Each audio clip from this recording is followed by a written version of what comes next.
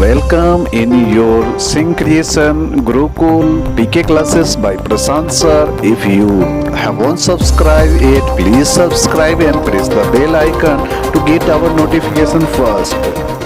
Mitro, I am Prashant. Welcome in your tutorial family SC Gurukul PK classes. If you have not subscribed yet, then please subscribe now and press the bell icon to watch video first, because there is a lot of to learn. Chhatro, in this lesson today we are seeing lesson number 4, Urban Local Government Bodies Part 2, Standard 6 Civics, Maharashtra State Board. Let's watch to learn.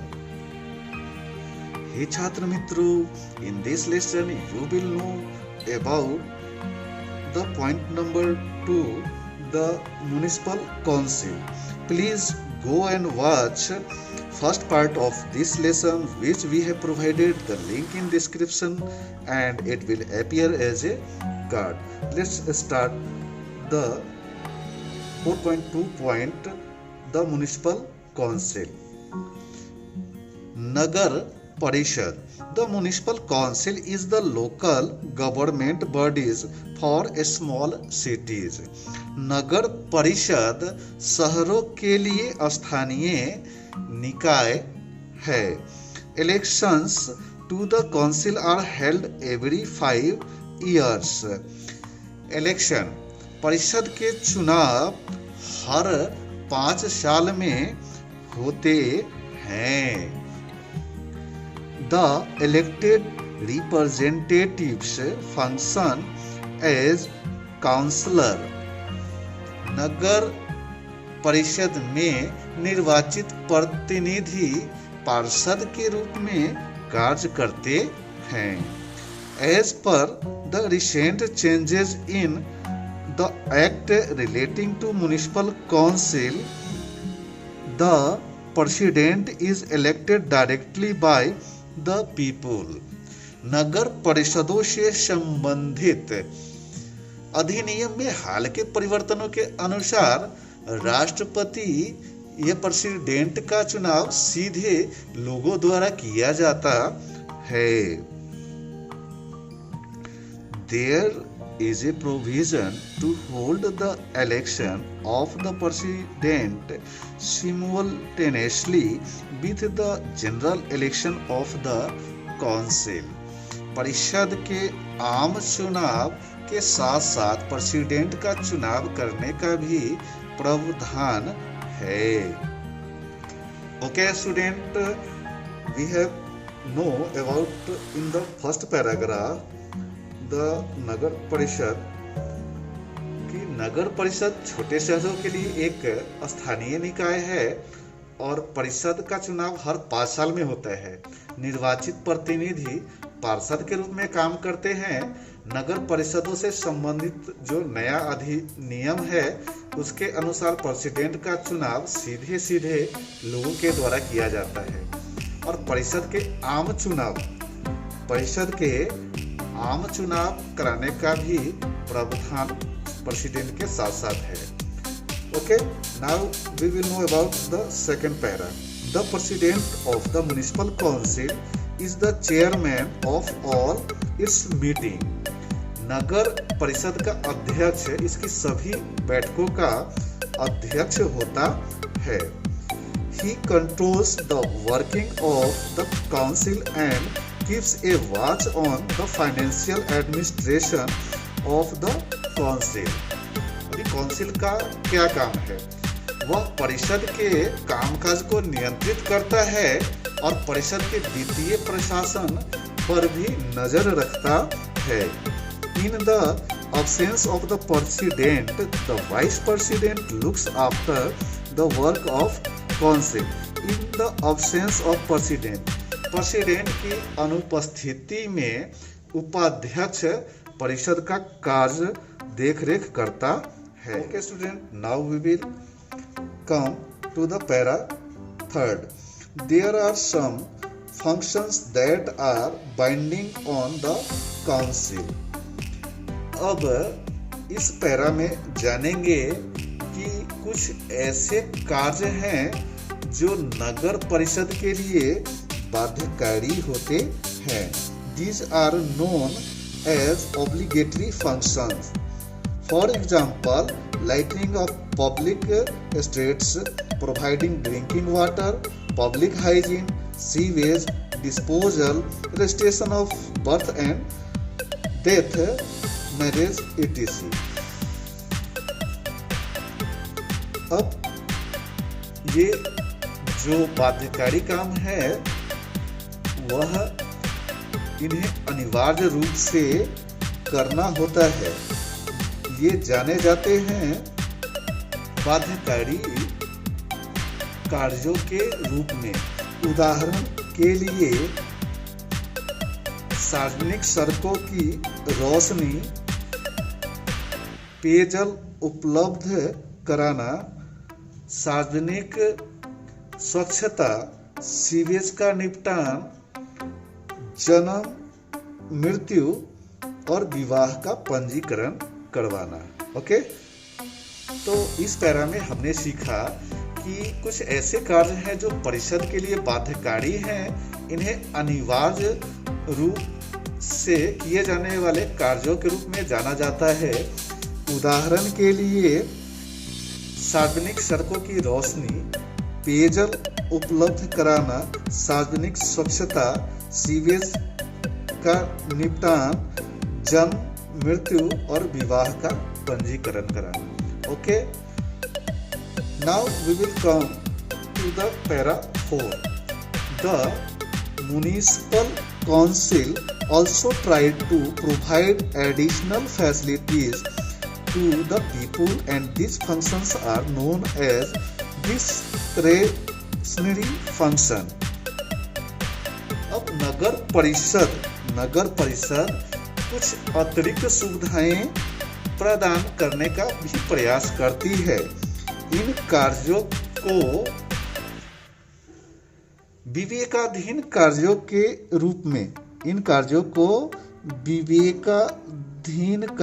के रूप में जाना जाता है।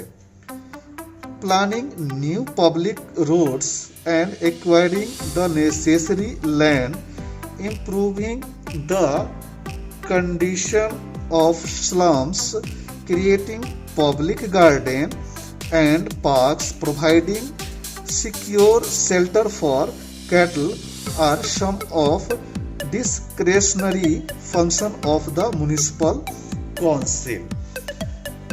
अब नई सार्वजनिक सड़कों की योजना बनाना और आवश्यक भूमि का अधिग्रहण करना, स्लम बस्तियों की स्थिति में सुधार करना, सार्वजनिक उद्यान और पार्क बनाना, मवेशियों के लिए सुरक्षित आश्रय प्रदान करना, नगर परिषद के कुछ विवेकाधीन कार्य हैं। तो in this topic you have know about the municipal councils also tries to provide additional facilities to people, and these functions are known as discretionary functions. अब नगर परिषद के लोगों को अतिरिक्त सुविधाएं प्रदान करने का भी प्रयास करती है और ऐसे ही कार्यों को विवेकाधीन कार्यों के रूप में जाना जाता है। अब ये कार्य क्या है? प्लानिंग न्यू पब्लिक रोड्स, नए सार्वजनिक रोडों की प्लानिंग करना, योजना बनाना, and acquiring the necessary land, और आवश्यक जगह का भूमि का अधिग्रहण करना, improving the condition of slum, अब मलिन या स्लम बस्तियों की स्थिति को सुधार करना, creating public gardens and parks, सार्वजनिक बागीचों और उद्यानों का निर्माण करना, providing secure shelter for cattle, मवेशियों के लिए सुरक्षित आश्रय प्रदान करना। ये सब परिषद के कुछ विवेकाधीन कार्य हैं। ओके, अंडरस्टैंड छात्र मित्रों? Do you know for every municipal council there is a chief officer. क्या आपको जानकारी है, मालूम है, जानते हैं कि प्रत्येक नगर परिषद को एक चीफ ऑफिसर, एक मुख्याधिकारी होता है। He implements the decision taken by the municipal council. वह जो है डिसीजन को इम्प्लीमेंट करता है जो नगर परिषद के द्वारा लिया जाता है। There are several officers who assist him, और उनको इस कार्य में मदद करने के लिए कई अधिकारी भी उन्हें असिस्ट करते हैं, सहायता प्रदान करते हैं। Would you like to become such an officer? क्या आप इसी तरह के एक अधिकारी बनना पसंद करेंगे? If you become a health officer, समझो आप एक हेल्थ ऑफिसर बन गए हुए, तो आपके दायित्व, फंक्शन, कार्य क्या होंगे और उसे कैसे इम्प्लीमेंट करेंगे, कैसे परफॉर्म करेंगे? तो please discuss with your friends and write your notebook कि if you will become a health officer, what will be your function and how will it you perform? Okay छात्र मित्रों, now you are seeing a diagram here. The heading of this diagram is the sources of revenue of the municipal council. अब ये diagram में यह बताया गया है कि रेवेन्यू का सोर्स, म्युनिसिपल काउंसिल के रेवेन्यू के सोर्स क्या है, कहाँ से इन्हें धन अर्जन होता है जिससे कि ये दिए गए कार्यों को परफॉर्म कर सके। तो first of all property tax, सबसे पहला जो प्रॉपर्टी यानी कि माल मत्ता कर, ये एक आता है। दूसरा है education tax, second is education tax and third is water tax, मतलब जल कर, and fourth is tax on markets. जो भी म्युनिसिपल काउंसिल के अंतर्गत मार्केट आते हैं उन्हें उन शॉप्स को टैक्स देना होता है। टैक्स ऑन मार्केट्स, बाजार के ऊपर में टैक्स लगता है।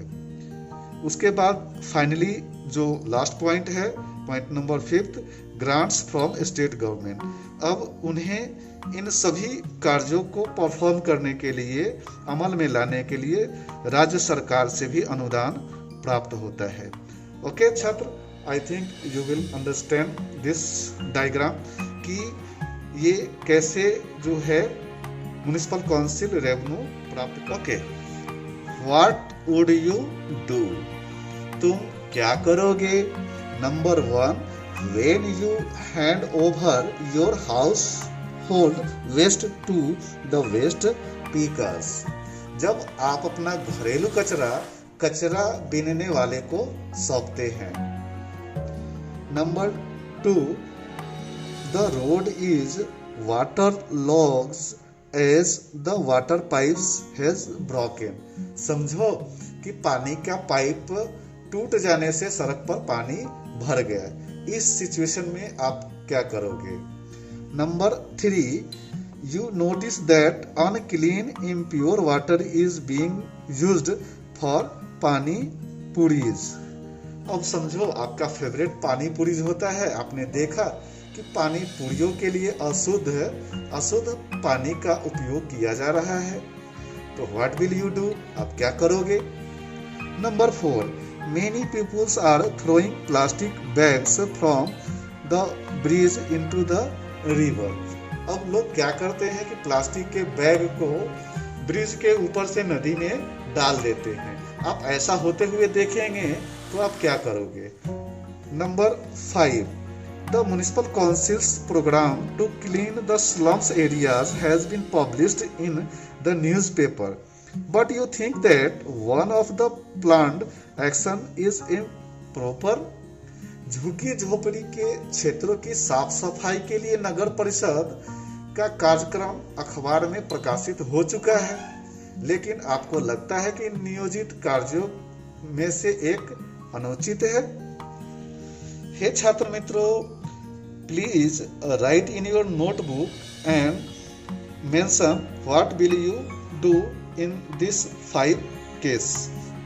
Okay, appeal from the municipal council, calling all citizens to take the following measures to stop breeding of mosquitoes and curb the spread of dengue.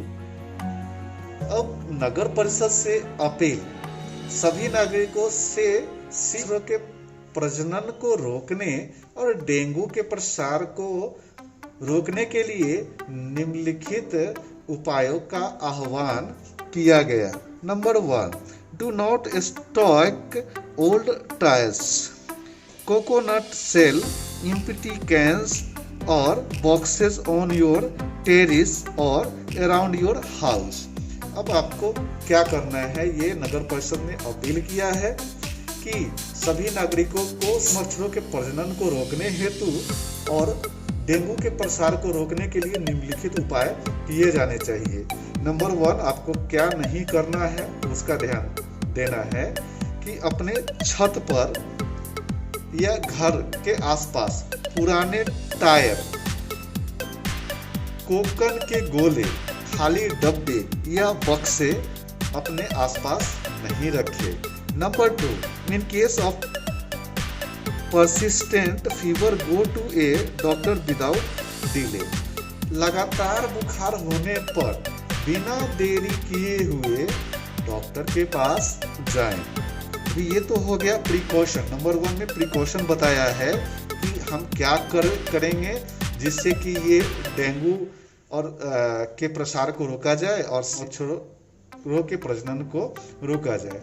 तो इसके लिए बताया गया है कि पॉइंट नंबर 1 में कि अपने घरों या छत के ऊपर या घरों के आसपास पुराने टायर, कोकन के गोले, खाली डब्बे या बक्से को नहीं रखे।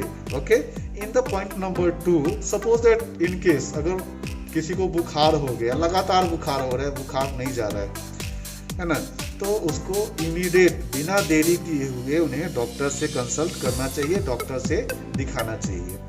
Point number 3, keep your surroundings clean, अपने आसपास की सफाई रखें। ये सबसे necessary, it is very necessary for us to clean our surroundings. अब in response to above, what would you do in your house and in the surroundings. अब ये आपसे सवाल होता है कि इसके जवाब में आप अपने घर के आसपास के इलाकों में क्या करेंगे। तो please also write down what will be your action in ever appeal. Okay, in this way our 4.2 the municipal council of the lesson for urban local government body is ends here. We hope that you will like the information which is given by us. Please like our YouTube channel SC Gurukul for more information like this. Please like and share with your friends and don't forget to subscribe and press the bell icon to watch our video first. Jai Hind, Jai Bharat.